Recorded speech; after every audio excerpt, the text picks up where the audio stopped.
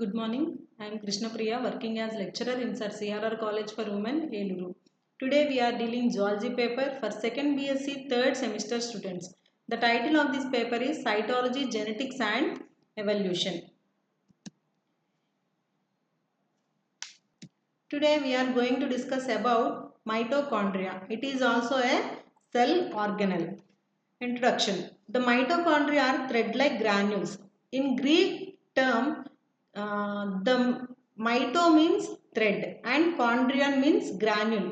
So mitochondria means thread-like granule. They are called as power plants or powerhouses of the cell.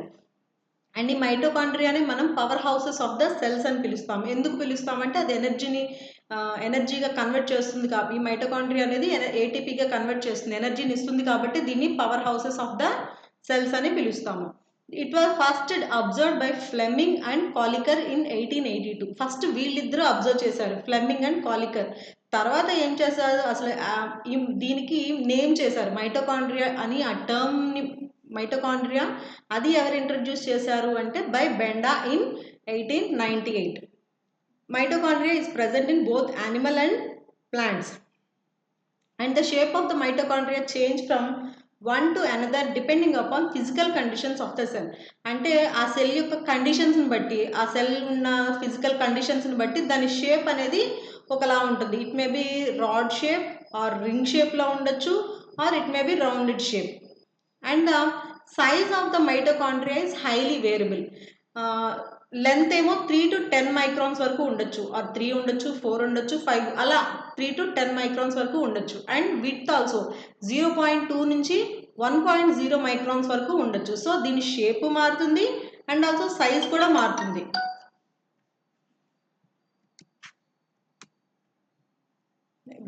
Next the smallest mitochondria seen in ఈస్ట్లో మనం అన్నిటికన్నా చిన్న size, smallest size of మైటోకాండ్రియాని ఎక్కడ చూడగలము అంటే in east.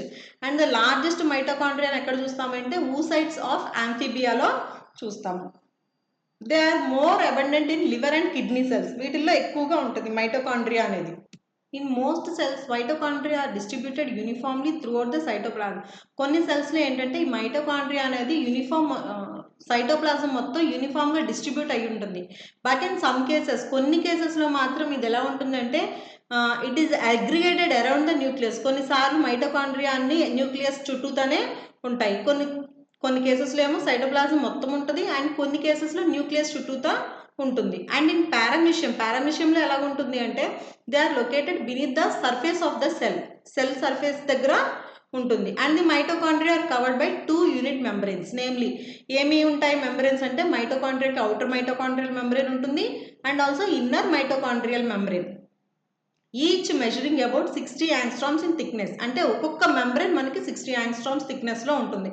The 2 membranes are separated by a space of 80 to 100 angstroms. అంటే ఇక్కడ ఏంటంటే ఇప్పుడు అవుటర్ మెంబ్రెయిన్కి ఇన్నర్ మెంబ్రెయిన్కి మధ్యలో గ్యాప్ ఉంటుంది. These are separated by a space. ఒక స్పేస్తో సపరేట్. ఫస్ట్ మైటోకాండ్రియల్ మెంబ్రెయిన్ ఒక చోట ఉంటే దానికి ఒక 80 to 100 యాంగ్స్ట్రామ్స్ తర్వాత మళ్ళీ ఇన్నర్ మైటోకాండ్రియల్ మెంబ్రెయిన్ ఉంటుంది.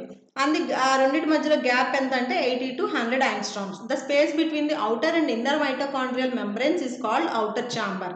సో మనం చెప్పుకున్నాం కదా 80 to 100 యాంగ్స్ట్రామ్ స్పేస్ ఉంటుంది అవుటర్ మెంబ్రెయిన్కి ఇన్నర్ మెంబ్రెయిన్కి. ఆ మధ్యలో స్పేస్ ఉంటుంది కదా, ఆ మధ్యలో స్పేస్ని మనం ఏమంటామంటే అవుటర్ ఛాంబర్ అని పిలుస్తాము. ద సెంట్రల్ స్పేస్ ఆఫ్ ఇక్కడ డయాగ్రామ్లో చూడండి, it is an outer membrane and it is an inner membrane. ఈ రెండింటికి మధ్యలో కొంచెం స్పేస్ ఉంది కదా, ఈ స్పేస్ ఎంత ఉంటుంది అంటే 80 to 100 యాంగ్స్ట్రామ్స్ ఉంటుంది డిస్టెన్స్. అండ్ ఈ మెంబ్రెయిన్ ఒక్కొక్కటి కూడా 60 యాంగ్స్ట్రామ్స్ థిక్నెస్లో ఉంటుంది. ఈ రెండింటికి గ్యాప్ ఉంటుంది. ఈ గ్యాప్ని మనము అవుటర్ ఛాంబర్ అని పిలుస్తాము. And the central space of mitochondria is called inner chamber. ఇప్పుడు మనకి ఇది యాక్చువల్గా ఇది మైటోకాండ్రియా. సో ఇది మైటోకాండ్రియల్ అవుటర్ మెంబ్రెయిన్, ఇది inner membrane. And the central space, ఈ లోపల ఉన్న ఈ స్పేస్ మొత్తాన్ని మనము ఇన్నర్ ఛాంబర్ అని పిలుస్తాము. And the inner chamber is filled with mitochondrial matrix. And ఈ లోపల ఇన్నర్ ఛాంబర్లో ఇదంతా ఇందులో మ్యాట్రిక్స్ ఫిల్ అయి ఉంటుంది. మైటోకాండ్రియల్ మ్యాట్రిక్స్ అనేది ఫిల్ అయి ఉంటుంది. అది అది దాని పేరు mitochondrial matrix. The inner mitochondrial membrane gives out certain finger like projections known as cristae. So ఇప్పుడు మనకి ఇక్కడ ఇది ఇన్నర్ మైటోకాండ్రియల్ మెంబ్రేన్ కదా. సో ఇన్నర్ మైటోకాండ్రియల్ మెంబ్రేన్ నుంచి మనకి ఒక ఫింగర్ లైక్ ప్రొజెక్షన్స్ కనిపిస్తున్నాయి. సో ఇది ఇలా లోపలికి ఫింగర్ లైక్ ప్రొజెక్షన్స్ అనేవి కనిపిస్తున్నాయి. దీన్ని మనం ఈ ఫింగర్ లైక్ ప్రొజెక్షన్స్ని ఏమంటామంటే we will call it as cristae. So ఇప్పుడు అర్థమైంది కదా. అవుటర్ ఛాంబర్ అంటే ఈ రెండింటి మధ్యలో ఉండేది అవుటర్ ఛాంబర్. ఈ లోపల ఈ స్పేస్ మొత్తము ఉండేది ఇన్నర్ ఛాంబర్. ఈ స్పేస్ దేంతో ఫిల్ అయి ఉంటుంది అంటే it is filled with mitochondrial matrix. And the cristae it shows a finger like projections, చిన్న ఫింగర్ లాంటి ప్రొజెక్షన్స్ చూపిస్తుంది. దీన్ని మనం ఏమంటామంటే we will call it as cristae. Next, the mitochondrial membrane contains small particles called elementary particles. So, ఇది mitochondrial membrane, outer membrane, inner membrane. So outer membrane కి inner membrane కి మధ్యలో అవుటర్ ఛాంబర్ ఉంది. Inner membrane finger like projections ని మనం cristae అంటాము అని కూడా అనుకున్నాము. అండ్ ఈ మైటోకాండ్రియల్ మెంబ్రేన్స్ అంటే ఇది మెంబ్రేన్, ఇది మెంబ్రేన్, రెండు మెంబ్రేన్స్ కి మీద చిన్న పార్టికల్స్ లాంటివి కనిపిస్తాయి. ఇదిగోండి బ్లాక్ అన్ని చిన్న పార్టికల్స్ లాంటివి ఉంటాయి. వీటిని ఏమంటామంటే elementary particles or F1 particles. ఇక్కడ చూడండి ఈ పార్టికల్స్ ని we will call it as F1 particles. And the particle of the outer membrane are stalkless. అంటే అవుటర్ మెంబ్రేన్ కి ఇన్నర్ మెంబ్రేన్ కి మీకు డిఫరెన్స్ చూడండి. ఇక్కడ ఈ స్టాక్స్ లాగా కనిపిస్తున్నాయా? యాక్చువల్గా ఇది ఇలా ఉంటుంది, బేస్ ఉంటుంది, ఈ పార్టికల్స్ షేప్ ఇలా ఉంటుంది, బేస్ ఉంటుంది, స్టాక్ ఉంటుంది, హెడ్ ఉంటుంది. బట్ అవుటర్ మెంబ్రేన్ మీద ఉన్న పార్టికల్స్ ఆర్ స్టాక్లెస్, అంటే ఈ స్టాక్స్ అనేవి ఉండవు. Where inner membrane are stalked, అంటే ఇన్నర్ మెంబ్రేన్స్ కి స్టాక్స్ ఉంటాయి. ఓకేనా. Each stalk particles of it consists of base, stem and head, మూడు ఉంటాయి. They are regularly placed at a distance of 100 angstroms. So ఒక పార్టికల్ కి కనీసం ఒక 100 ఆంగ్స్ట్రామ్స్ దూరం ఉంటుంది. Cristae are finger like projections found inside the mitochondria. Cristae అనేది మన ఫింగర్ లైక్ ప్రొజెక్షన్స్ ఉంటాయి అని చదువుకున్నాము. అండ్ ఇదంతా ఎక్కడ ఉంటుంది? It is found inside the mitochondria. లోపల మైటోకాండ్రియా లోపలే మనకి క్రిస్టే ఇన్నర్ మెంబ్రేన్ ఉంటుంది. ఆ ఇన్నర్ మెంబ్రేన్ నుంచి క్రిస్టేస్ వస్తాయి. అది ఇన్సైడ్ ద మెంబ్రేన్ మనం చూస్తాము, inside the mitochondria. The cristae are covered with small particles called elementary particles or F1 particles. So ఈ క్రిస్టే మీద కూడా మనము ఎలిమెంటరీ పార్టికల్స్ అనేవి చూస్తాము, or it is called as F1 particles. The cristae are variously arranged. In frogs they are longitudinal cristae. Frogs లో మనకి frog cells లో ఇలా ఉంటుంది క్రిస్టే అనేది, లాంగిట్యూడినల్ గా ఉంటుంది. ఇన్ అడ్రినల్ కార్టెక్స్ లో ద క్రిస్టే అనేది it is a transverse cristae, transverse గా ఉంటుంది. And in WBC of man లో వచ్చేసరికి మనకి they are network like cristae. Mitochondria contain one or more DNA is called as mitochondrial DNA or mDNA. It is a circular in shape and double stranded DNA. దీంట్లో ఉండే DNA ఎలా ఉంటుందంటే circular గా ఉంటుంది and it is a double stranded DNA. Coming to functions of mitochondria. Mitochondria అనేది ఇన్ని functions చూపిస్తుంది. ఏమేంటివి అవి? Thermogenesis, protein synthesis of steroid hormones, urea cycle, calcium accumulation, energy supply, cellular respiration, oxidative decarboxylation, Krebs cycle, electron transport system and oxidative phosphorylation.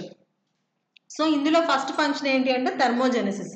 ఇందులో ఏంటి? In young mammals such as bats there is a special tissue in the chest region, it is called as brown fat. Bats లో కనుక వాటిల్లో చూసుకుంటే మనకి chest region లో ఒక special tissue ఉంటుంది. అక్కడ ఆ టిష్యూని ఏమంటామంటే we will call it as brown fat అంటాం. ఇట్ ఫంక్షన్స్ యాజ్, అది ఎలా ఫంక్షన్ చేస్తుంది అంటే like automatic furnace and generates enormous heats. అంటే అది ఎలా దాని ఫంక్షనింగ్ ఎలా చూపిస్తుంది అంటే ఒక ఫర్నేస్ లాగా చూపిస్తుంది. అంటే ఇట్ అమౌంట్స్ ఎనార్మస్ హీట్, చాలా ఎక్కువ అమౌంట్ ఆఫ్ హీట్ అనేది ప్రొడ్యూస్ చేస్తుంది.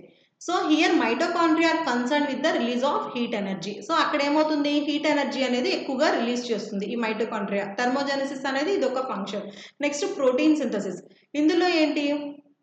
మైటోకాండ్రియా కంటైన్ డిఎన్ఏ ఉంటుంది కదా ఈ మైటోకాండ్రియాలో. అబౌట్ 5 to 10% ప్రోటీన్స్ ఆఫ్ మైటోకాండ్రియాలో ఉన్న 5 to 10% ఆఫ్ ప్రోటీన్స్ ఏం చేస్తాయంటే దీస్ ఆర్ సింథసైజ్ అయిపోతాయి.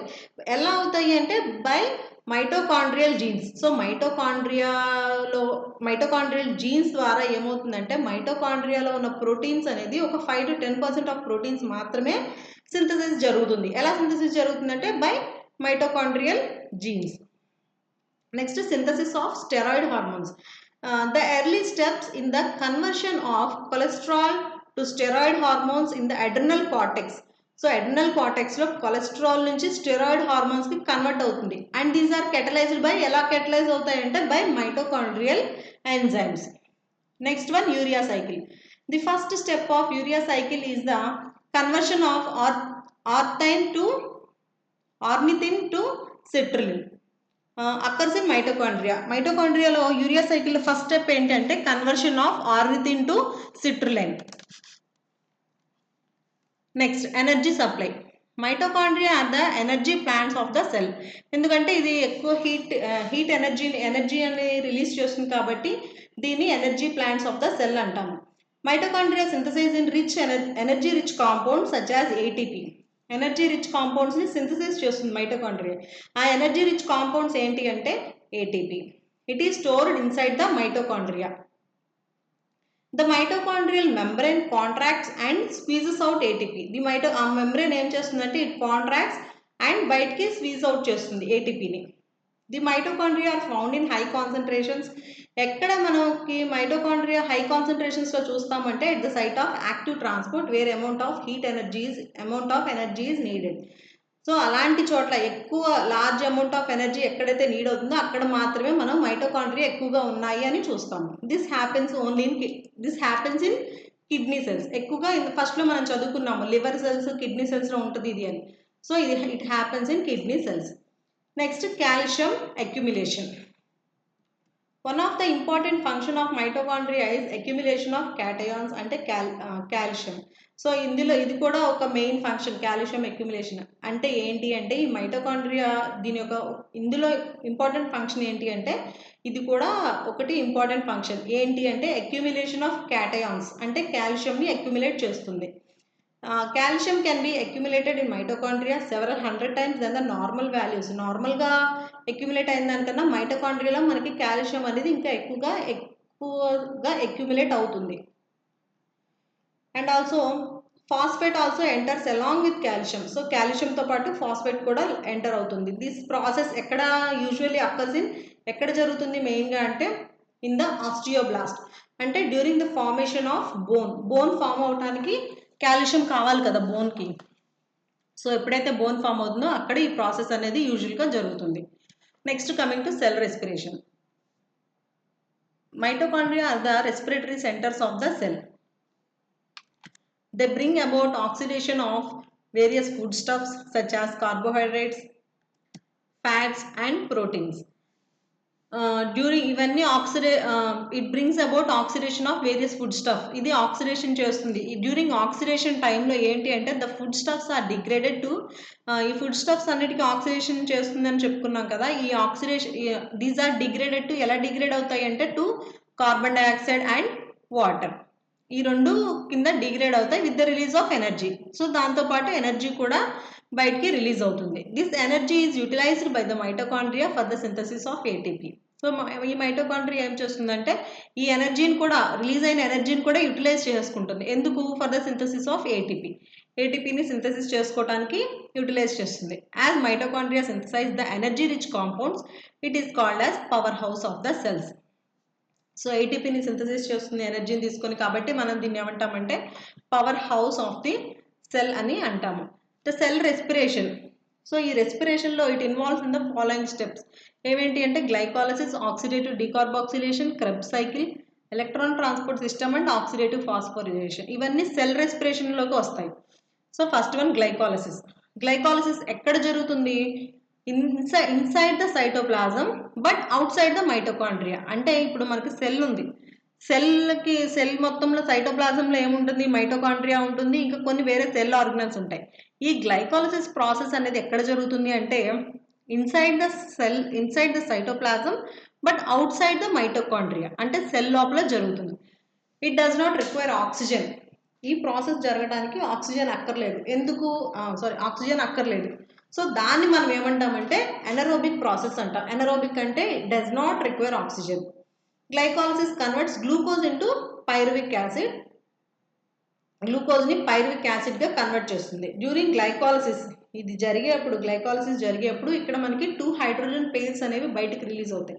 ఈ గ్లూకోజ్ పైరువిక్ యాసిడ్గా కన్వర్ట్ అయ్యేప్పుడు మనకి 2 హైడ్రోజన్ పెయిర్స్ అనేవి రిలీజ్ అవుతాయి. ఈ హైడ్రోజన్ పెయిర్స్ అనేవి ఎక్కడికి వెళ్ళిపోతాయి? Enters into the mitochondria for synthesis of ATP.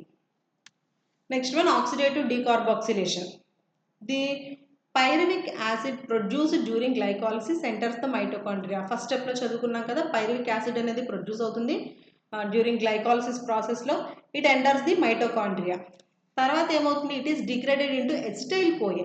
So ఈ పైరువిక్ యాసిడ్ అనేది డిగ్రేడ్ అవుతుంది ఎసిటైల్ కోయే. ఎలాగా? By oxidation and decarboxylation process. By oxidation and డీకార్బాక్సిలేషన్లో. ఆక్సిడేషన్ ప్రాసెస్లో జరిగేప్పుడు మాత్రమే 2 హైడ్రోజన్స్ అనేవి రిమూవ్ అవుతాయి. డీకార్బాక్సిలేషన్ ప్రాసెస్ జరిగేప్పుడు కార్బన్ డైఆక్సైడ్ అనేది రిమూవ్ అవుతుంది. సో ఆక్సిడేషన్ జరిగేప్పుడు 2 హైడ్రోజన్ మాలిక్యూల్స్ అనేవి రిలీజ్ అవుతాయి. డీకార్బాక్సిలేషన్లో కార్బన్ డైఆక్సైడ్ అనేది రిమూవ్ అవుతుంది. సో ఇప్పుడు ఇందులో నుంచి హెచ్ అనేది it enters into the electron transport system. Next, Krebs cycle. The degradation of acetyl CoA into oxaloacetic acid through a series of steps is called as Krebs cycle. So మనకి first ప్రాసెస్లో ఏం జరిగింది? Glucose నుంచి pyruvic acid produce అయింది. ఇప్పుడు next దాంట్లో pyruvic acid నుంచి acetyl కోయే degrade అయింది.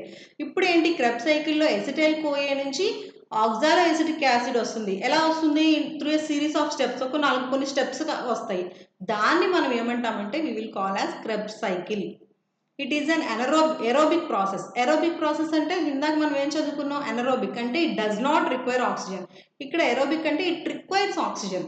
ఆక్సిజన్ ఉంటే జరుగుతుంది ఈ process. And it also occurs in the mitochondria. మైటోకాండ్రియాలో జరుగుతుంది Krebs cycle.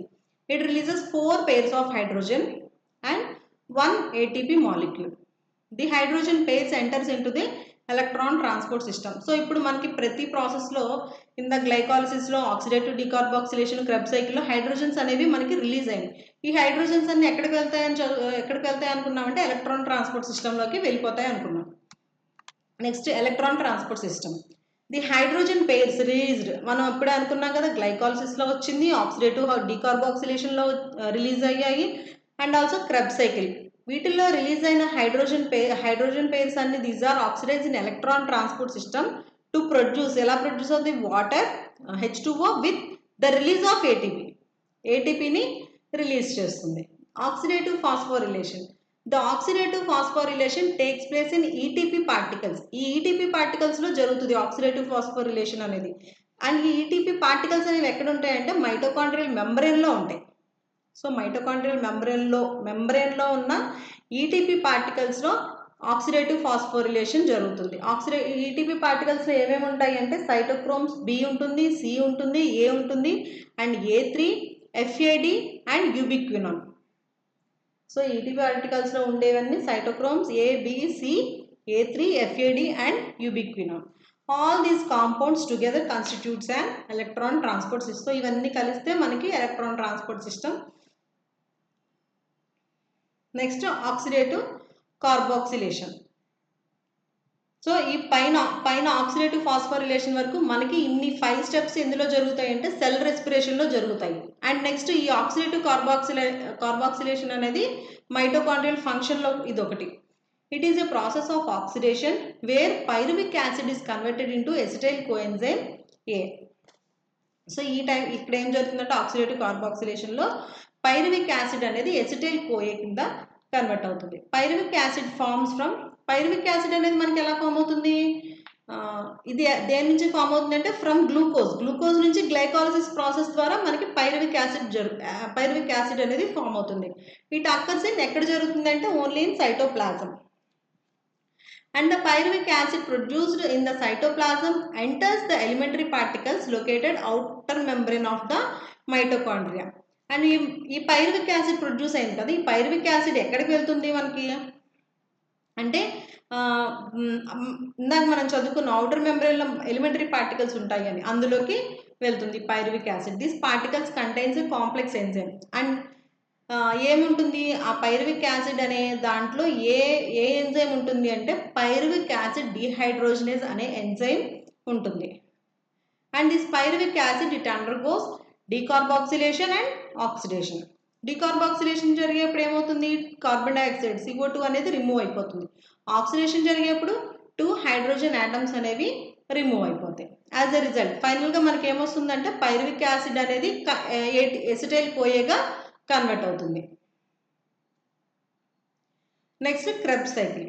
The oxidation of pyruvic acid into CO2 and water is called as Krebs cycle. The cycle is also called as citric acid cycle. దీనికి another name ఏంటి అంటే citric acid cycle అని కూడా అంటాం. ఇలా ఎందుకు అంటామంటే because the cycle begins with the formation of citric acid. Cycle first step ఏంటంటే ఫార్మేషన్ ఆఫ్ సిట్రిక్ యాసిడ్, కాబట్టి దీన్ని సిట్రిక్ యాసిడ్ సైకిల్ అని కూడా అంటాం. This cycle was first described by Krebs in 1936. And this cycle occurs only in presence of oxygen. Oxygen ప్రెజెన్స్లోనే జరుగుతుంది కాబట్టి it is aerobic process. And మనకి Krebs cycle it involves in following steps. So formation of citric acid, dehydration, hydration, dehydrogenation 1, decarboxylation, oxidative carboxylation, oxidation, hydration, dehydrogenation 2. ఇన్ని steps form అవుతుంది. ఇప్పుడు ఏంటి అంటే ఈ స్టెప్స్ ఒక్కొక్క స్టెప్కి మనకి ఒక్కొక్కటి ఫామ్ అవుతుంది. ఇప్పుడు ఒక స్టెప్ ఒక దాంట్లో ఏంటి formation of citric acid form అవుతుంది. నెక్స్ట్ ఇంకొక స్టెప్లో ఏమవుతుంది, ఇక్కడ చూడండి డయాగ్రామ్లో మనము ఇందాక చదువుకున్నాం, దీన్నే మనము సిట్రిక్ యాసిడ్ క్రెబ్ సైకిల్నే సిట్రిక్ యాసిడ్ సైకిల్ అని కూడా అంటాము అని. ఎందుకు అనుకున్నామంటే because it starts with citric acid అని చదువుకున్నాం. సో సిట్రిక్ యాసిడ్తో స్టార్ట్ అయింది కాబట్టి సిట్రిక్ యాసిడ్ సైకిల్ అని కూడా అంటాము. సో మనకి ఇక్కడ ఇందాక స్టెప్స్ ఉన్నాయి కదా, సో ఒక్కొక్క స్టెప్లో ఒక్కొక్కటి ఫామ్ అవుతుంది. ఒక స్టెప్లోనేమో సిస్ఎకోనిటిక్ యాసిడ్ ఫామ్ అవుతుంది, ఒక దాంట్లో ఐసోసిట్రిక్ యాసిడ్, అలా ఒక్కొక్క స్టెప్ ఒక్కొక్కలాగా ఫామ్ అవుతుంది. So it is a Krebs cycle. And next one, electron transport system. It is a system of enzymes and coenzymes where the reduced coenzymes like FADH, NADH are oxidized into FAD, NAD to release energy. అంటే ఏంటి electron transport అనేది it is the system of enzymes and coenzymes where the reduced coenzymes like FADH, NADH ఇవన్నీ oxidise అయ్యి FADగా NADగా oxidise అయ్యి ఎనర్జీని release చేస్తుంది. The energy released in the electron transport system. ఇది ఏ electron transport సిస్టంలో ఏ ఎనర్జీ అయితే release అవుతుందో ఆ energy it is used for synthesis of ATP. అలాగా ATP సింథసైజ్ అవుతుంది కాబట్టి మనం దాన్ని ఏమంటామంటే we will call as oxidative phosphorylation. The electron transport system occurs in the, ఇది ఎక్కడ జరుగుతుంది ఎలక్ట్రాన్ ట్రాన్స్పోర్ట్ సిస్టమ్ అనేది, it occurs in inner membrane of mitochondria లోపల. అండ్ ఈ electron transport system it contains six main components. ఏమేంటి ఆ components అంటే NAD ఒక component, FAD, NADH, FADH, cytochrome A and cytochrome 3. So ఇక్కడ చూడండి ఎనర్జీగా కన్వర్ట్ అవుతుంది అనుకున్నాం కదా, ATP అనేది రిలీజ్ అవుతుంది. The electron transport system. Next oxidative phosphorylation. ఇక్కడ ఏంటంటే ఇన్ ద రెస్పిరేటరీ చైన్, ఇందాక రెస్పిరేటరీ చైన్ చూసాం కదా ఇందాక డయాగ్రామ్లో, when a cytochrome transfers the electron to another cytochrome, అంటే ఒక సైటోక్రోమ్ నుంచి వేరే సైటోక్రోమ్కి ఎలక్ట్రాన్స్ అనేవి ట్రాన్స్ఫర్ అవుతూ ఉన్నప్పుడు, అంటే ఒక దాని నుంచి ఇంకో సైటోక్రోమ్, ఒకటి నుంచి ఇంకో సైటోక్రోమ్, ఇందాక చైన్ లాగా చూసాం కదా అలాగా ఎలక్ట్రాన్స్ అనేవి ట్రాన్స్ఫర్ అవుతూ ఉన్నప్పుడు ఒకదాని నుంచి ఒకటికి ట్రాన్స్ఫర్ అవుతున్నప్పుడు అమౌంట్ ఆఫ్ ఎనర్జీ అనేది బయటికి రిలీజ్ అవుతుంది. అప్పుడు ఆ ఎనర్జీని ఏం ట్రాప్ చేస్తుంది అంటే ADP అనేది ఆ ఎనర్జీని ట్రాప్ చేసేసుకొని to form one molecule of ATP. So అది ATP కింద మారుతుంది. Next summary. సో ఇప్పుడు మనం ఇందులో ఈ సెషన్లో ఏం చదువుకున్నామంటే introduction of mitochondria, the shape and size of mitochondria, distribution అది ఎక్కడ ఉంటుంది అని చదువుకున్నాము, and the structure of mitochondria, and finally mitochondrial particles. లాస్ట్లో ఏం చదువుకున్నామంటే ఫంక్షన్ ఆఫ్ మైటోకాండ్రియా. ఆ మైటోకాండ్రియా అనేది మనకి ఎన్ని టైప్స్ ఆఫ్ ఫంక్షన్స్ని పర్ఫామ్ చేస్తుంది, అది ఎలా ఉంటుంది అనేది చూసుకున్నాము. అండ్ నెక్స్ట్ రిఫరెన్స్, ఈ text book of cell biology by doctor N Arumugam. ఈ టెక్స్ట్ బుక్ని రిఫర్ చేయొచ్చు. Thank you.